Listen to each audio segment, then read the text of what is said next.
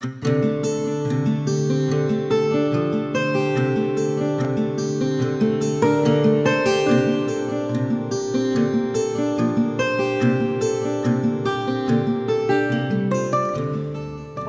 we're here in San Francisco. I have Wendy Yalom for you guys, and she's a genius. I'm only going to talk to geniuses on this video tour, and I really like you and I adore your work, and I'm going to share, all the reasons why I do that. So I think you should begin, telling us a little bit about yourself and your whole journey into all of this. Thank you so much. Oh my God, I'm so touched by that. It's such a miracle for me, the work I do. I appreciate that it's aesthetically beautiful, and that there's, I love going through my own Facebook feed and seeing aesthetically beautiful images that I've created. And more so than that, I think the work I do, and I don't know if your audience knows this, but as a personal branding photographer, I work with women entrepreneurs, and I collaborate with them to create visual images for their brand to use for Facebook and for their websites and just in their lives in general. And the bigger part of this that really is the miraculous part, it's actually twofold.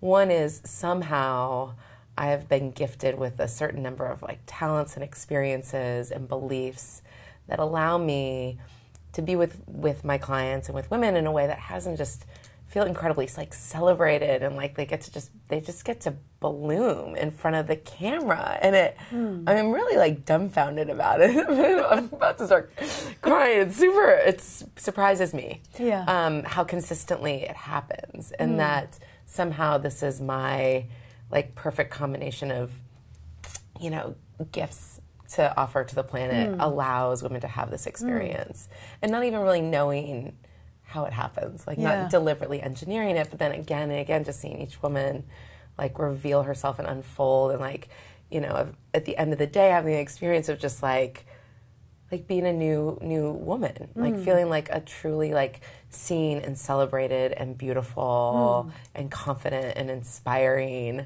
woman in a way that they haven't before. And so it blows my mind, because they are all that they actually see it, and with me it just is such a gift. So before the shoot, do they know about, what way to go with their branding, or do you talk about that also, or how does that work? That's such a great question. I love that you're asking me about the details. Oftentimes it's twofold, and there's a professional piece to it and a personal piece to it. And I'll start with the professional piece to it, because that's where so much of the work is about being in service, right? So it's when I work with women, it's giving them something so that they can be in greater service to the world. It's a professional gift for them to use. And so professionally, they'll often have in today's world and with personal branding in particular, it's their personal brand really is them. So, when you ask me, do they know the direction of their brand, it's really who are they? It's we were talking about you just now, and I hope you don't mind me revealing this. So it's you dream of going to Ventana and going to Post Ranch, and it's seeing you here now, and it's that, if you and I were to curate your brand, it's those would be the beautiful elements. We should do that. Yeah. That's a good idea. Right? We're doing that. But exactly that. So it's who... So places that will make your heart sing, and so it's easy for everyone to just fall in love with the energy, and I get it. Yes, exactly. And basically, you're sharing the places that, bring you the greatest experience of, confidence and openness and joy. And because the women who are going to be attracted to working with you and feel served by you are the ones who also have that, that's what brings me joy, too. Yeah. So there's that piece. And then, the personal piece is that I'm sure you've experienced this because you're a woman who has done such incredible inner work, is as we grow, there's different parts of ourselves we meet, and we kind of integrate, and there was a point in my life where I remember being out with some friends, and I was walking down the street. I feel a little embarrassed to be revealing this, but I was walking down with some friends, and I was wearing these really high heels, and I was oh my God, I'm hot. Like I had this first time, like this experience, like I'm kind of hot. And so I was like, wow, what would it be like to like really feel into that part of me that feels like I'm hot, you know? And so with the women I work with, it's like a lot of times it's, you know, they'll have this piece of them that feels like edgy or feels driven or feels beautiful or like, you know, but they haven't really fully lived it. And so in the photo shoot, what I'm always amazed by is like those parts of ourselves that are like begging to be celebrated and seen are the ones that usually the woman feels the most natural and comfortable in front of the camera in, because it's like finally she's like, oh yeah, I'm wearing like leather pants and like a choker, like who is this woman? And so it's just a way, it's like, oh God, that part of me gets to be seen. So I work with the women to discover both. Like what are the places that make you sing for your professional life, and like where are the places you want to really be seen and celebrated where you haven't necessarily felt that yet and captured. Yeah.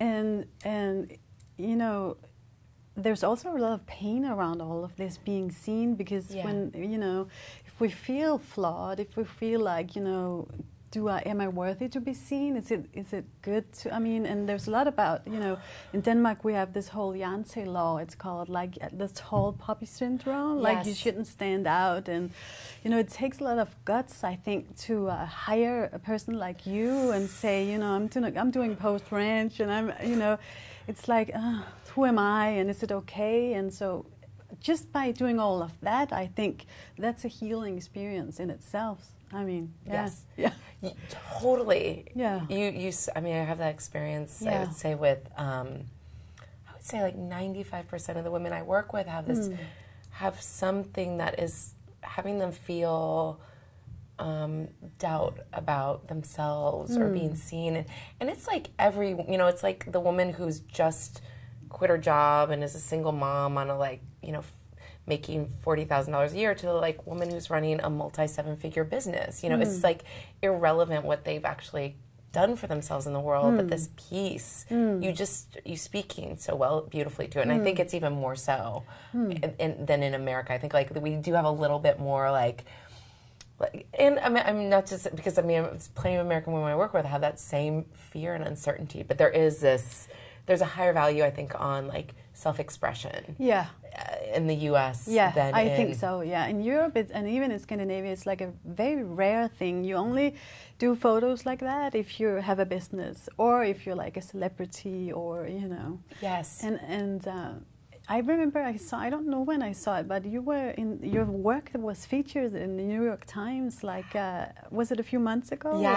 This summer. And they were talking about this whole new trend, and I really loved it, you know, that nowadays so many women are stepping up, and they're actually just having fun and creating their own celebrity in a way.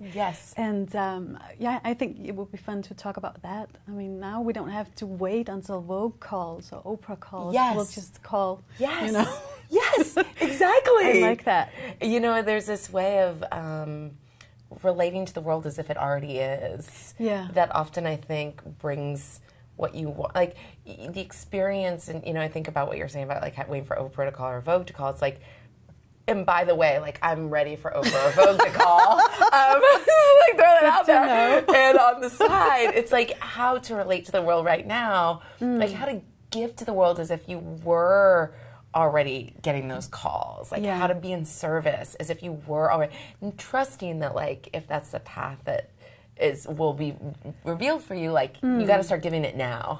Like give the value that would have Oprah want to call you up today. And I think I'm very creative, so I think it's so fun to just have all of those like magazine, like it's like you're doing spreads, like magazine spreads. I'm like, and you know, I really love that we're just stepping into that, even though we don't own a magazine, and even though we don't maybe have a TV show or whatever. I love it, and I think every woman should have that experience, really. And I think if you have a business, you should do it like maybe even every 3rd month, because you change and your business will change, and you know. You nailed it. And I mean, just the practical uses these days. There's this there's so many things you're saying that, like, I'm like, so excited, I can talk about everything. And in particular, you know, just the practical uses of, like, having compelling images when you have something that you want to serve and give the world. It's like, like, from, you know, my belief is that if we're able to create images that are both, like, incredibly beautiful and professional and compelling, and also, I mean, the work I do, like, does that as well as create a sense of, like, wow, I really like that woman, I trust her, I feel like I know her, and I want to work with her. And so it's like, to have that, like, you're compelled, and then, like, what you see is like, oh, her, like, I feel related instantly. Then it's like, it's an easy, fast way to get someone's attention, and then really, like, be in service, right? It's like, then you get to offer them your wisdom or your teachings or your guidance or your, you know, beliefs that you know will be in service to their self-growth. So it's like, and because our brains are, like, such, like, we love variety. Yeah. You know, we get curious about variety, that it's like the frequency with which you can create new images every 3 to 4 months is ideal. Yeah. Because it really is like, like the newness actually draws attention. It does, yeah. Yeah. And it's like the picture will just do the job. I mean, even with Facebook ads and newsletters, I find, you know, if I just take care of the good pictures, yes, then I don't have to do as much. And people contact me and they feel like they know me because they've seen, you know, the inside of my house, and they've seen me in so many different, you know, places, and I really like it. And I like the combination of the whole Instagram, you know, I love that too. I'm such an Insta girl.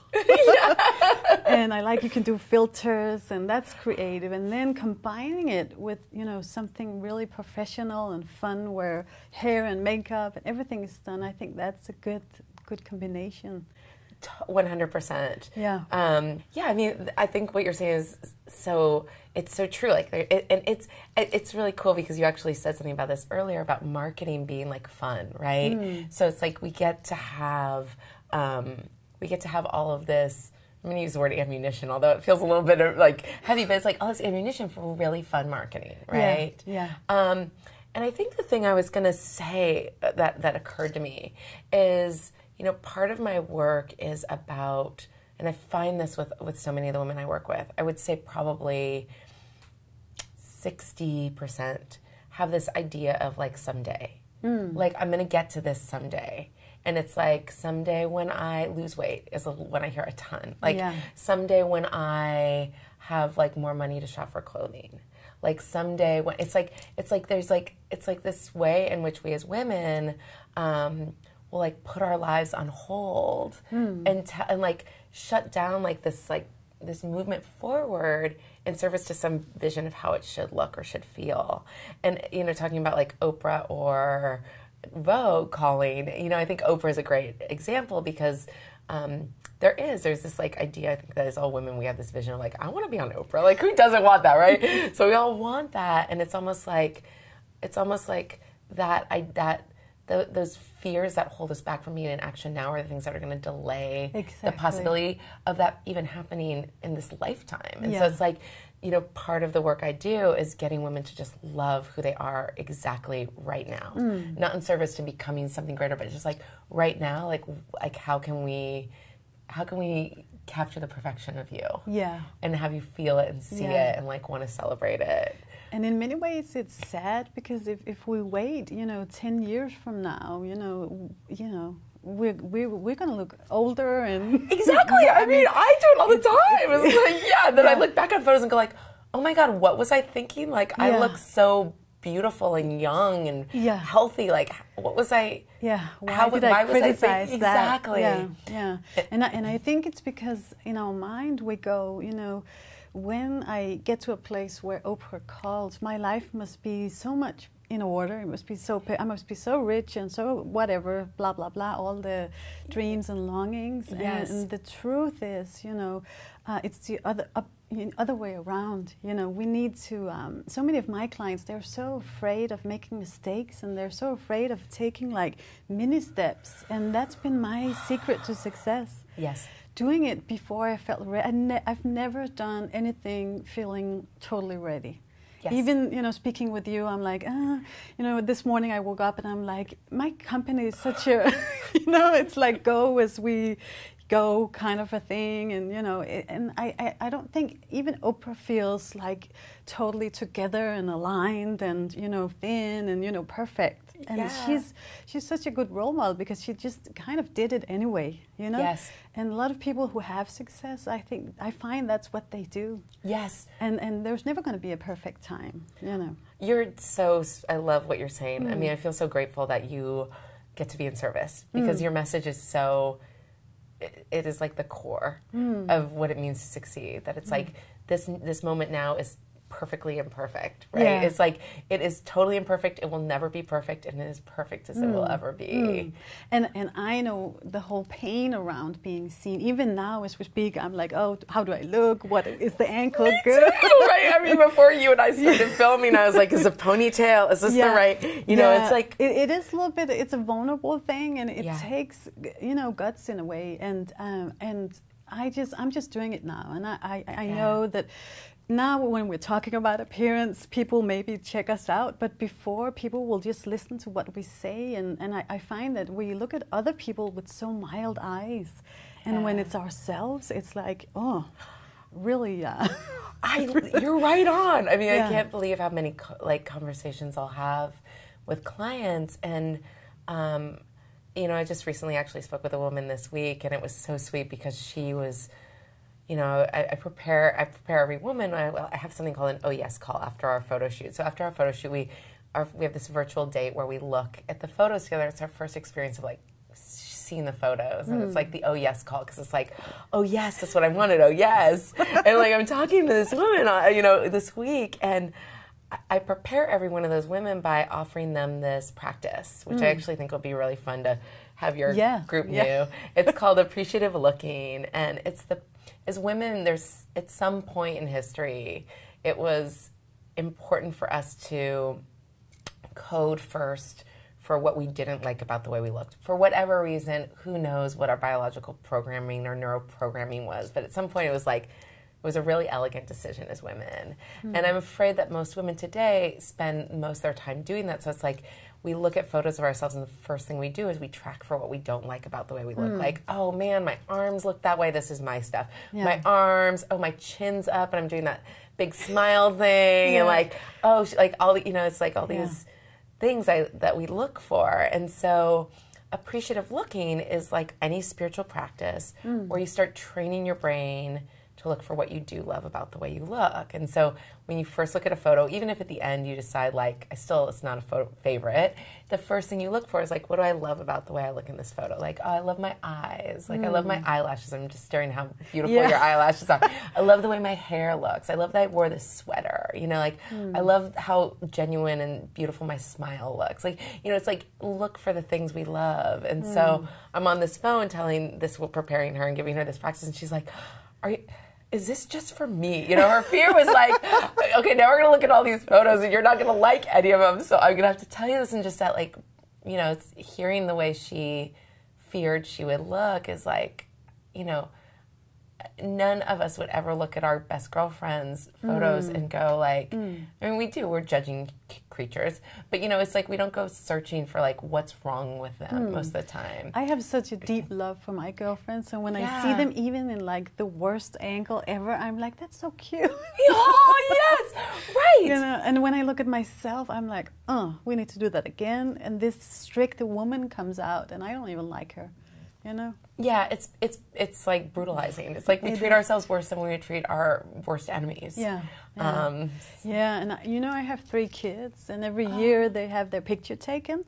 And when I talk to my clients, I'm like, when did you have your picture taken? And they're like, oh, that's like 8 years ago. And I'm like, can you imagine if we said that to kids, you know? Honey, this year there's not going to be a school picture because you have braces. Right. And then next year, honey, we're not doing it again because this year you have a sit going on. And it's like so painful, you know? And that's how women treat themselves. Yes. It's like, it's not even 1 year, it's like an 8-year break. And then maybe they get married or they attend a wedding, and then there's like an okay picture. You know, we really need to change that. That's one of my passions anyway, to like, yeah, every year there's like not a school picture but a celebration picture. I like that. Yeah, I love that. I think that's so beautiful. And it's true. It's like, there's so much that we hold back. And I just even think about, there's a couple of things, like one is like just thinking of your kids, and it's, you know, a lot of the stuff we have about being photographed comes from childhood, right? Yeah. It's like, you know, where there's this perception of how we should look versus how we actually just like really want to look and feel free. But I think what you're saying is so brilliant. Just for our own like sense of confidence and self. Yes, and the whole remembering thing. And I agree with you. When I look back at pictures, especially from when I was pregnant, I was like, oh, I don't want my picture taken now, and I feel fat and bloated and whatever. And now when I look at them, I'm like, whoa, I was such a beautiful woman, you know. We should have done like a photo shoot with the belly, and I never got that because I felt like, you know, let's not capture this moment in time, you know. And then the baby comes out and you're like photographing like from all angles and posting it all over, and I would love for us to get, you know, some of that vibe, some of that love for ourselves. It's so cool that you just said that love for ourselves, because the whole time you were speaking I was thinking about what an opportunity that would be for self-love. Yeah. Because we do, it's like, I think that one of the things that's really miraculous about getting photos of ourselves is, you know, oftentimes I'll share a photo with a woman and she'll have like a reaction, like she doesn't feel comfortable with the way she looks, and it's like, she'll look so beautiful. Like from out here, I'm looking at this, I'm like, are you kidding me? Like, look at your hair and your eyes and like the way your mouth, I mean, it's just like, you look gorgeous. And my thinking is that oftentimes it's like a part of ourselves we haven't really come to fully accept and love. And so as you're speaking about this perception of like doing yearly photos and like it being an avenue to self-love, it's like, it's so right on. Like I can imagine, like, because then you get to go back and like fall in love with that piece of yourself. There's a girlfriend of mine, Sarah Jenks. I don't know if you know. Yes, I have. She's been doing this really great thing recently. She recently had a baby, and she's noticing how she posts like photos of him, and she's post-pregnancy, and like she doesn't look the way she like wants to be looking in photos, and she's being so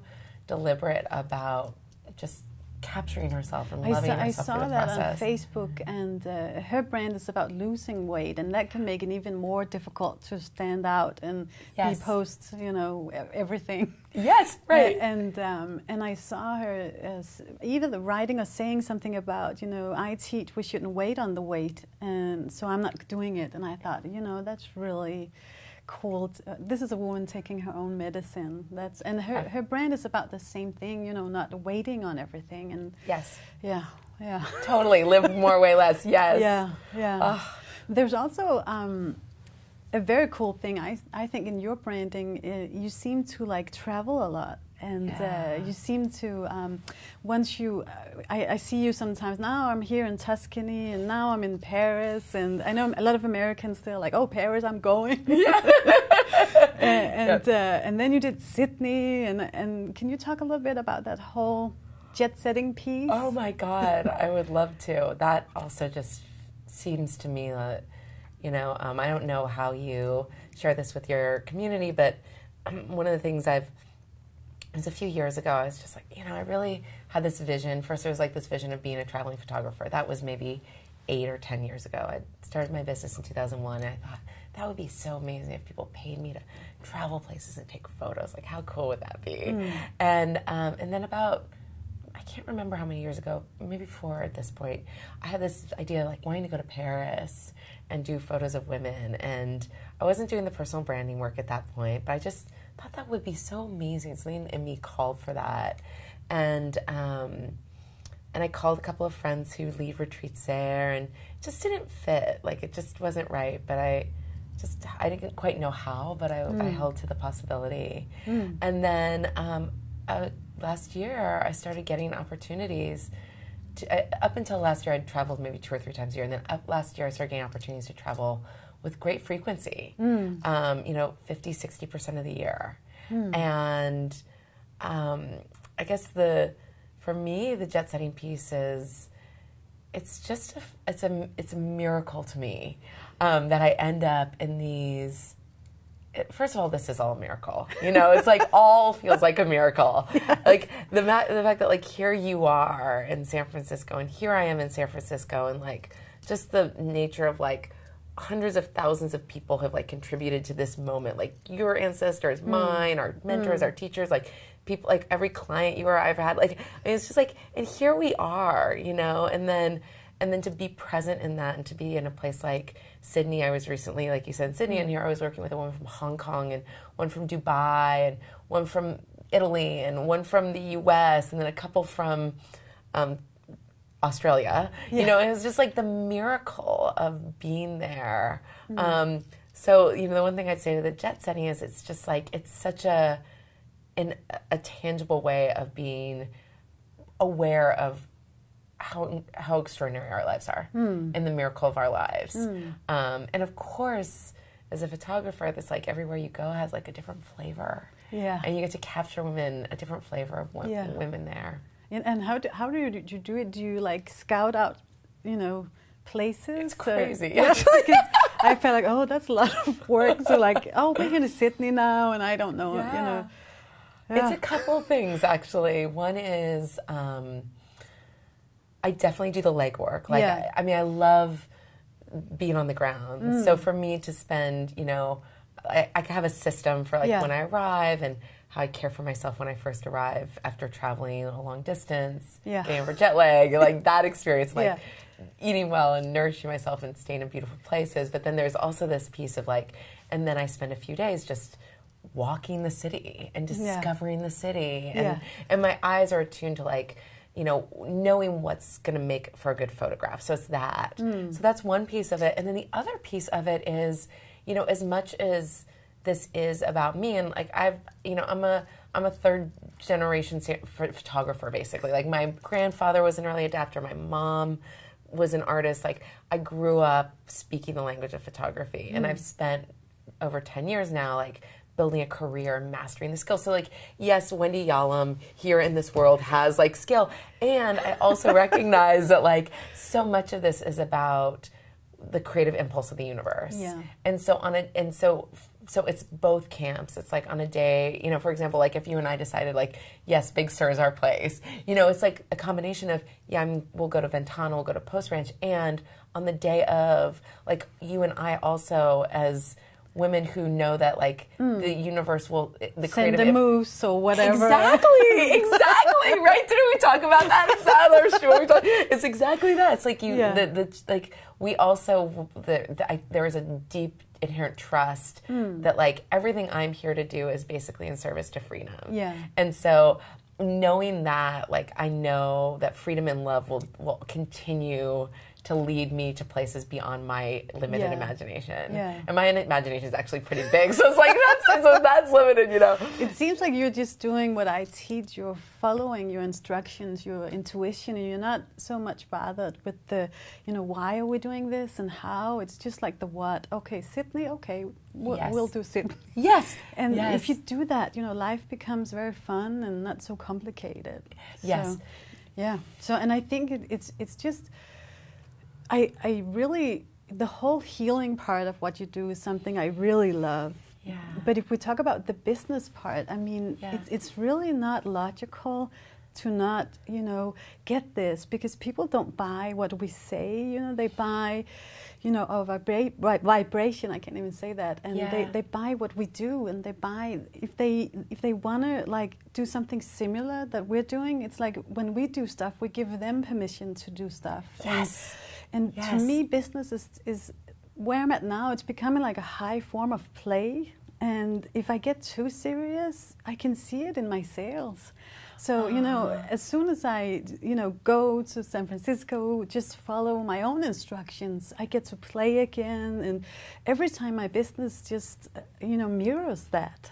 So I'm, you know, it's really important to get that. And I think we're like, taught to be very serious and, oh, I'm not going to do this shoot because it wouldn't make sense and I haven't earned, the right or the income or whatever to do that. And I would just, end our conversation with the reminder of, that comes first, because people pick it up. And then, even when I see people that are like playing in Sydney and doing stuff, I'm reminded, oh, I need to pick that up again. Yes. So it's not really... the healing part is like the most essential, I think. But even if you're like strictly into business, I think this is, very needed and very necessary. Yeah.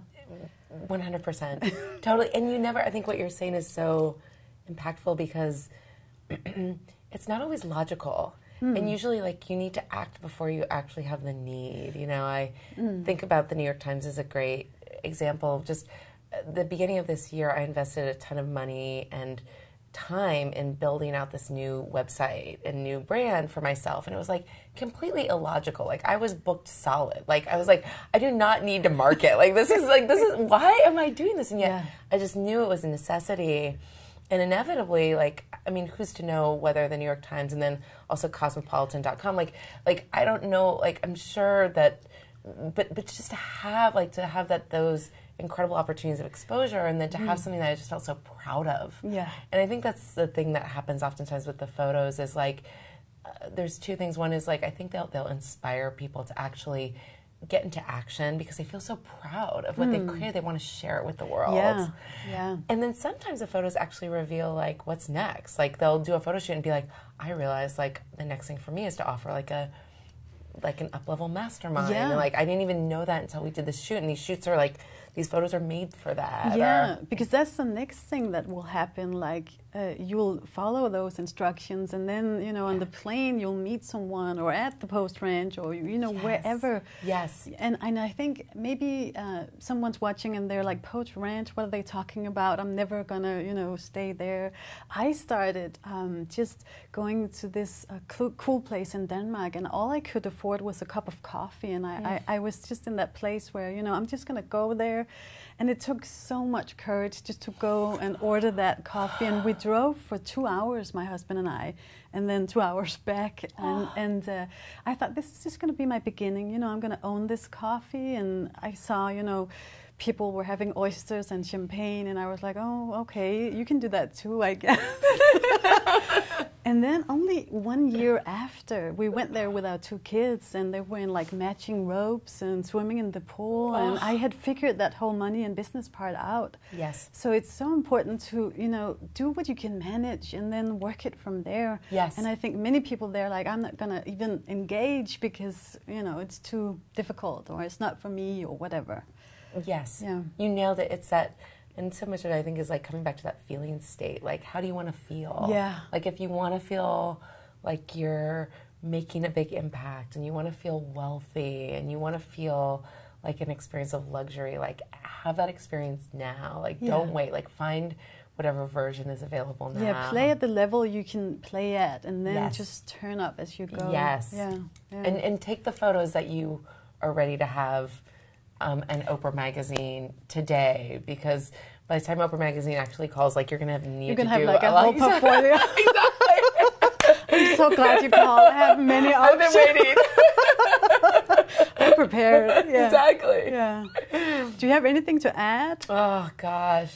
This could be a 3-day retreat. But I know. I'm just so grateful to, part of what this work has been a miracle for me is that I get to create these incredible connections and relationships with women around the world. And I would say that that's one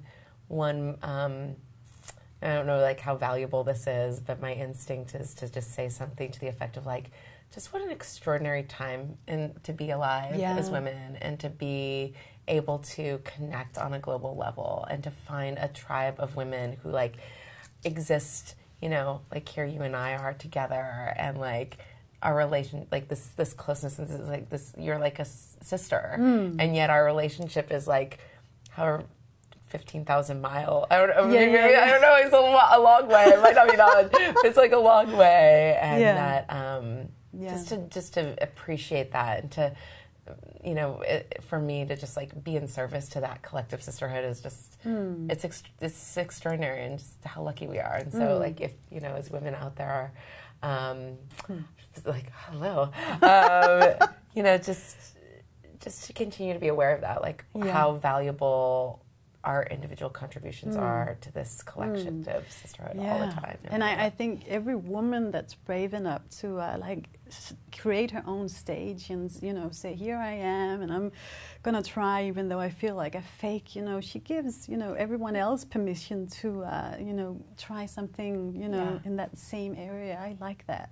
And I just speaking to that as we wrap up, you know, I think that one thing that you and I can both attest to as successful businesswomen, like the feeling of self-doubt never disappears. And, you know, every entrepreneur will tell you that. It's like, it is not about getting to a point where you're no longer doubting. It's learning how to be in action, trust yourself in the face of all those self-doubt.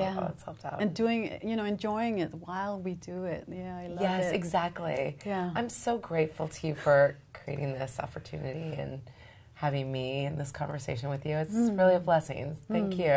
Thank you. I feel super and lucky. You know, I'm looking forward to our day together. I don't know, we don't know where it will be, but you know, it will show up. Yeah, the universe will tell us for sure. Yeah. So I'll put all the information in the video so you can contact Wendy. And even, you know, if you're in a place where you're like, I don't have the money for a photo shoot, just to go to her Facebook site and be inspired and uplifted, and, you know, maybe do a little research. How would you want your photo session to turn out? So thank you very much for all of this. Bye. Thank you. Thank you. This was fun. So fun. Yeah, I almost cried. Me too.